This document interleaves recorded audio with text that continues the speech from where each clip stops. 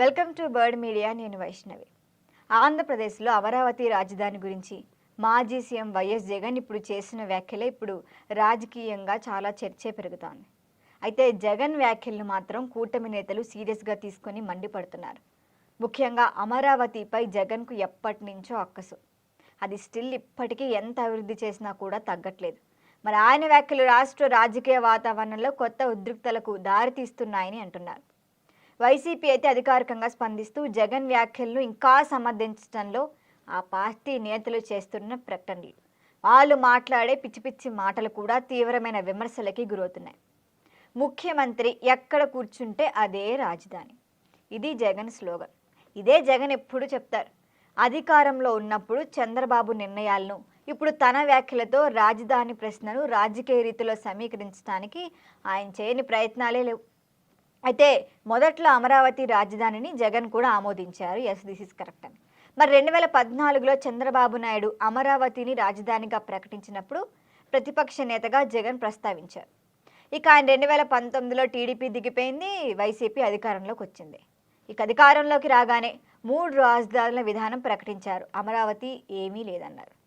మరి అమరావతికి భూములు ఇచ్చిన రైతుల ఆగ్రహానికి ఇది పెద్ద కారణమనే చెప్పొచ్చు. ఇక్కడే వైసీపీ పతనం స్టార్ట్ అయింది. ఇంకా కర్నూలు, విశాఖ మరియు అమరావతిని 3 రాజధానులుగా ప్రకటించేశారు జగన్. ఆ ప్రాంతంలో వైసీపీకి బూమరంగా మారింది ఈ నిర్ణయం.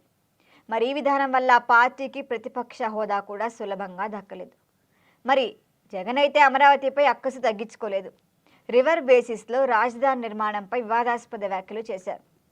నదిలో భవనాలు నిర్మించడం సరైన పద్ధతి కాదంటారు ఆయన. విజయవాడ, గుంటూరు మధ్య ఉండే ప్రాంతాలు పర్వాలేదని జాతీయ మీడియా ముందే మాట్లాడారు జగన్. మరి జగన్ వ్యాఖ్యలు అయితే రాష్ట్ర వ్యాప్తంగా తీవ్ర రాజకీయ దుమారమే రేపుతున్నాయి. అమరావతి రైతుల్లో కానీ స్థానిక జనాల్లో కానీ ఆగ్రహాన్ని కలిగించాయి. దీనిపైన ఇప్పటికీ అక్కడ రైతులు కూడా స్పందించారు, మీరు అమరావతి కోసం మాట్లాడకండి.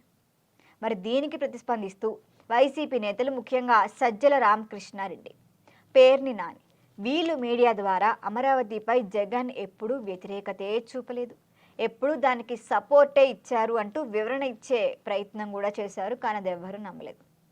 ఇంకా అమరావతి రాజధాని ఎప్పుడు వైసీపీ వ్యతిరేకంగా పాడుపట్టలేదని, నదీ పరివాహక ప్రాంతానికి తేడా లేకుండా వ్యాఖ్యలు చేసిన జగన్నే విమర్శించారు. ఇక చంద్రబాబు విమర్శలు కూడా ఈ పాయింట్లో బయటకు వచ్చాయి. Amaravati mother of all scams అంటూ జగన్ వ్యాఖ్యలు వక్రీకరిస్తున్నారని, నిజానికి జగన్ సొంత స్థలం కొనుగోలు చేసి ఇల్లు నిర్మించుకున్నారని కూడా అన్నారు.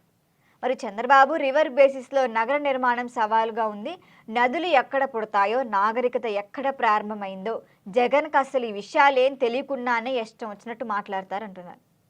అయినా జాతీయ రాజధానులు, లండన్ వంటి నగరాలు నదీ పరివాహక ప్రాంతాల్లోనే అభివృద్ధి చెందాయని వాటిల్ని ఇప్పుడు ఎగ్జాంపుల్గా చూపిస్తున్నారు.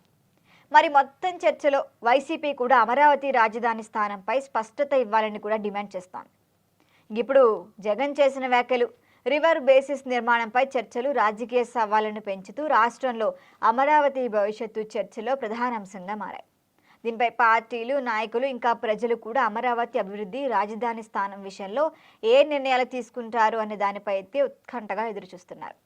మరి మీరేమంటారు? మీ ఒపీనియన్ని కామెంట్ చేయండి. చూస్తూనే ఉండండి బర్డ్ మీడియా.